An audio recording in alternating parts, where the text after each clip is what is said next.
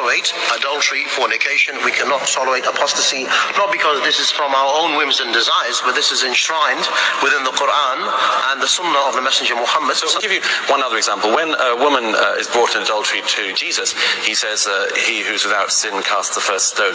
When Muhammad has a woman brought in, he orders her to be stoned. Hi guys, and welcome back to another video. So if you're just seeing me for the first time, I'm Adali Sharia. Do well by liking this video. So we're going to be checking out Islamic Extremist Castle Douglas Murray about Sharia law get destroyed. Anyway guys, I really want to see how this turned out too. Okay, let's dive into this video. Okay.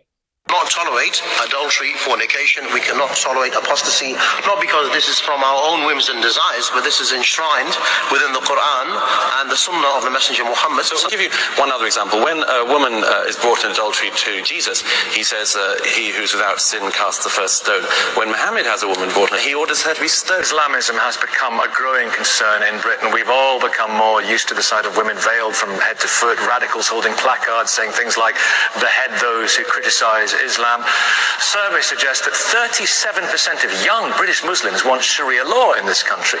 Many people are now asking, is Islam just an intolerant religion? Anjam Chowdhury, you would be described by many as a radical Muslim, and you say that you adhere to your faith properly, and you believe, for example, in stoning to death for adultery, 100 lashes for fornication, and also death for those who abandon the faith, apostasy. You believe that? How can you say that this is a tolerant religion? Well, I think that one needs to appreciate that the word Islam is derived from the root word istislam, which means submission. Therefore, the Muslim is the one who submits entirely to the Sharia, the divine law of God. Hence, toleration is something which is, if you like, defined by Allah subhanahu wa ta'ala, God. Therefore, if something is in accordance with the Sharia, we tolerate it. If it is outside of the Sharia, we cannot tolerate it. Hence, for example, Islam will tolerate non-Muslims to live among the Muslims within the Sharia under an Islamic state. Their life, wealth, their honor, their dignity will be protected. They will get the basic needs of food, clothing, and shelter. But at the end of the day, we cannot tolerate adultery, fornication. We cannot tolerate apostasy, not because this is from our own whims and desires, but this is enshrined within the Quran and the Sunnah of the Messenger Muhammad. So what should happen to an adulterer? Well, the Messenger Muhammad sallallahu alaihi wasallam said that, as narrated in the Quran, that the one who commits adultery, he will be stoned to death, and the one who commits fornication, who is not married, they will get 100 lashes, and that will be done publicly. And for your information, if you look in the history of Islam, there were, for example, only about 60 reported rapes when the Sharia was implemented. There were only about 120 hands ever cut. So it is not only a harsh punishment which is fitting, but it is also a great deterrent within society, and it will rid society of many of the ills that we have. I believe that Britain would never be better than when the Sharia has been implemented. Sorry, Anjam. First of all, your Arabic was wrong. The root word for Islam is not Istislam, it's Salima. I assume you don't speak Arabic. Secondly, it's not in the Quran that you have to stone to death. That's also wrong. I don't know where you learned Islam from, Anjam. It's probably from Omar Bakr Muhammad. But I'd just like to say that all religions... Is stuff in the book? Is it in the Quran? All religions... Wait, 1 second, let's see what it says. I'd just like to say something here, that aside from his terrible Arabic, all religions are what their followers make them. And that depends upon the vast majority of the followers of a faith, whether it's Christianity, Islam, or Judaism. No one religion should be singled out to say that this particular religion is intolerant. In the medieval period, Pope Urban II launched the Crusades in the name of God. And today we have people like Anjam speaking the way he just did. I think the difference is that the problem today happens to be that many Muslims have subscribed to something we call Islamism, whereby they believe Islam is a political ideology that must be forced upon people their preference is at the end of a sword. Is he a real Muslim? Well, can I just say, a real Muslim? In the Quran, Allah said, He said, whatever the Prophet brought, take it. Whatever he left, leave it. So everything is enshrined within the Quran, which is explained by the Sunnah of the Prophet's sayings, actions, and consent. But can I just say that the lady there is not the only one from the Council of Ex-Muslims. Majid Nawazin is a well-known sellout, and he's a non-Muslim, he's a Catholic. So I think that you need to have Muslims to talk about Islam. What's the punishment? What's the punishment in hell? What's the punishment in hell? You cannot ally with the American and British establishment. What's the punishment waiting for him? What's the punishment waiting for him in hell? He'll be in the hellfire, but the point is that he needs to retake his shahada. What would you do to me? Let's talk in a minute about apostasy. I'd rather make mistakes from Arabic than leave the deen of al-Islam like Majid Nawaz. Doug Douglas Murray, is there a problem actually in the Holy Book, in the faith, or is the problem in some of those, like this gentleman, and their interpretation of it? Well, we're very lucky that most Muslims don't think anything like Anjem Choudhury, or we'd really be in trouble.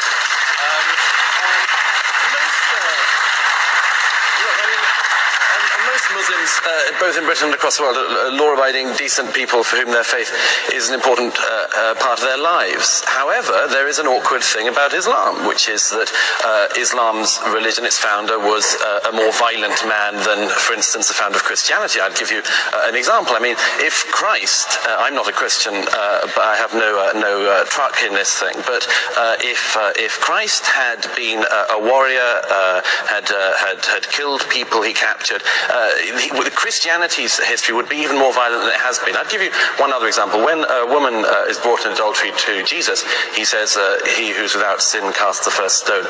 When Muhammad has a woman brought in, he orders her to be stoned. This would be a very different outcome. Now, fortunately, as I say, there's no doubt about this, about the nature of Muhammad as a beginner of a religion. There's no doubt about that, but there is also no doubt about the fact, as I say, that most Muslims don't behave in that way. Because religion is open. Sorry, Douglas, that's untrue.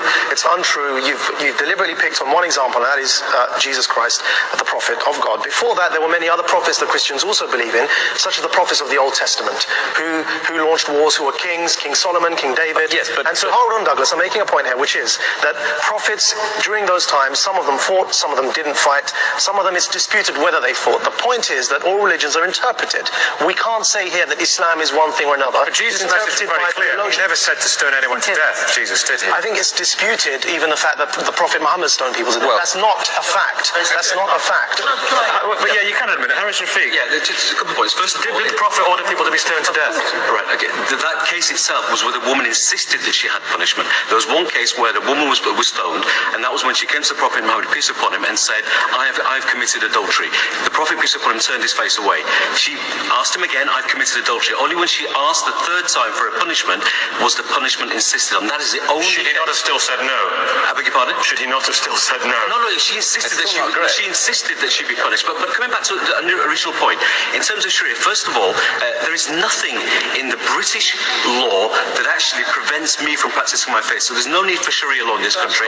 And secondly, there's nothing. And secondly, the other thing is there is no compulsion in Islam. In terms of Anjem classifying myself or Majid or anybody else as a non-Muslim. Sharia, then maybe we could call you a Muslim. Well, at the end of the day, there are three things that make up a Muslim: Islam and Iman. And from that we get the Sharia. There's the other thing that Anjem seems to be forgetting about. That is tasawwuf, the state of ihsan, being a better human being, worshipping your Lord as if you can see him. Because even if you can't, he can see you. That's how you treat your neighbours, the spirit of the Lord. Okay, what is the problem? Mariam, you abandoned your faith. Mariam, you're an ex-Muslim. I'm an atheist now, but I think this question is wrong, and this is exactly the reason why. The problem is you can find intolerance in every religion, including in Islam. But the reason Islam is such a focus today is because it is the banner of a political movement, and that's where we need to put the finger on. Anjem Choudhury represents that political movement. That actually, it's not a question of, oh, he's an intolerant man, we can just ignore him. The problem is that this movement makes laws. It actually stones people to death in the 21st century. It hangs 16-year-olds for acts incompatible with chastity. It denies women the right to divorce, to child custody. It imposes sexual apartheid on millions of people. We have to make a distinction So it's not between to do with Muslims. Islam, it's to do with people like him. It is. It's the political Islamic movement, and actually the first victims and the first front of resistance against this movement are people who are either Muslims or being labelled as such. So he's the problem. The political Islamic movement is the problem.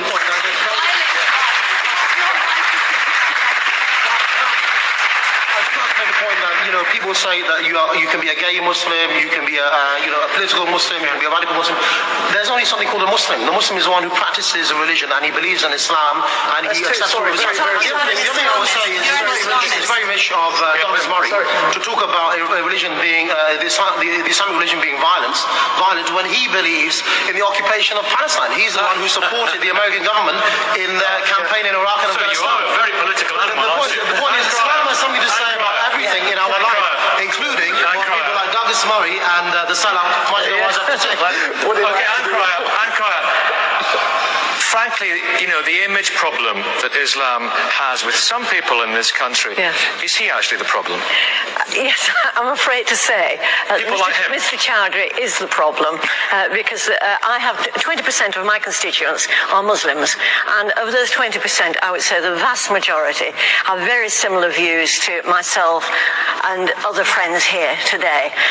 They are tolerant, and they don't take the views of Mr. Chowdhury.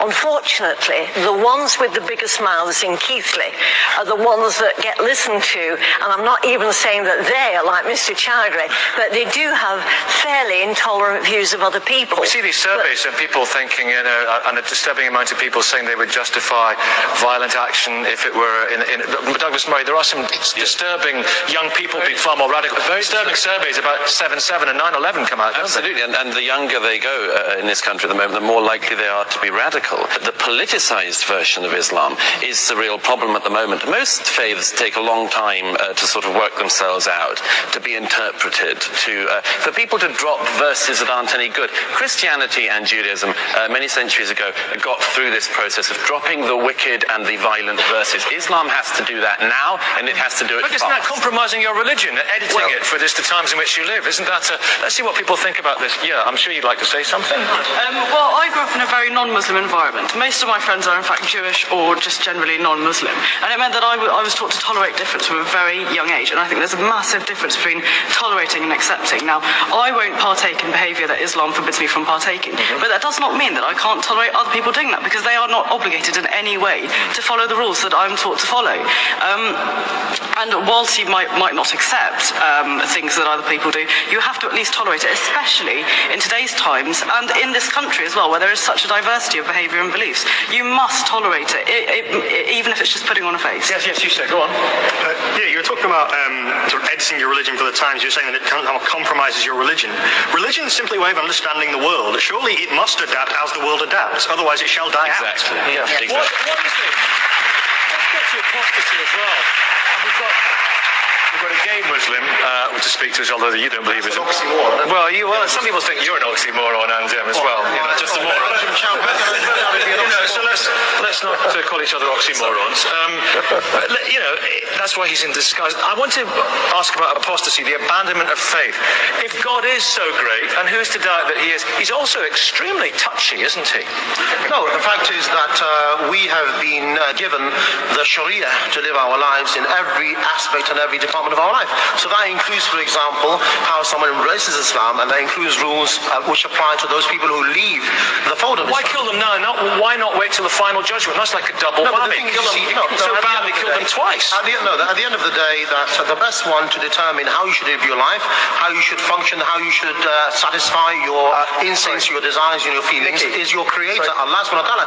And even in the realm of punishment and crime, He is the only one who can determine what the punishment should be, and we should implement it not as if you like, taking some kind of revenge, but as implementing the divine law of God in trying to please Him. For the vast majority of good-minded people that are watching this show, I want to make it absolutely clear. Anjem Choudhury does not represent Islam. He does not represent Muslims. He does not represent decent human beings. He has no right to interpret the Sharia sitting on this show here, and I just want to make that very clear, that this is an example of an extreme fringe that described the 9/11 bombers as the Magnificent 19. He used to head a group that's now been prescribed under terrorism legislation. Who support the American government and the British government. He should not be here talking on behalf of Islam. Okay, let's get it back. Otherwise, you're a monarchic and a coward. Anjem Choudhury, let's show some respect for these people, please. Hi there. As a white British unaccompanied woman, I spent my summer in Pakistan last year, and not only did I feel that I was tolerated, I was really accepted, and people, and I walked around in generally Western clothing, and every single person, I never once felt that anyone felt any animosity towards me. People were very accepting and very interested to learn more about me and where I was from, learning about my family and things like that. And I feel ashamed that people in this country don't show the same respect and to Muslims who've come here. And I think it was very telling to me that a mainly Muslim country. Very welcoming, yeah. Yeah, very welcome. You had a problem in a Muslim country because you're gay. Yeah. Are you still a Muslim? Yes, I'm Muslim. I'm proud I'm Muslim, but I'm gay. Was the problem the culture in which you were, or what the faith which you practice. The problems with the Islamic figures, not the Islam. Like we are, as a Muslim, our guide is the Quran, and they're saying about the homosexuality. All the people are, or let's say, Islamic figure are fighting the homosexual people because they're trying to get the power against these minorities to get the majorities. That's just this is the reason. And for me, I'm a Muslim person. If I want to know what's the rules, I can go to the Quran. There is nothing a term in the Quran which is very clearly against homosexual people. Okay guys, this is actually a heated argument, and I'm not even saying anything for now because this is actually, there's a roller coaster around me already. But I love the lectures that are being lectured by the two, Douglas Murray and other people, and the Muslim extremists, and that is so important to understand one another. Okay, so I don't know what to say. Let me leave it to you guys. The comment section is your place of understanding. Make sure you use it very well. Don't be rude, respectful. Okay, thank you so much. I'll wait your comment on the comment section. Okay, thank you, and I'll see you on my next one.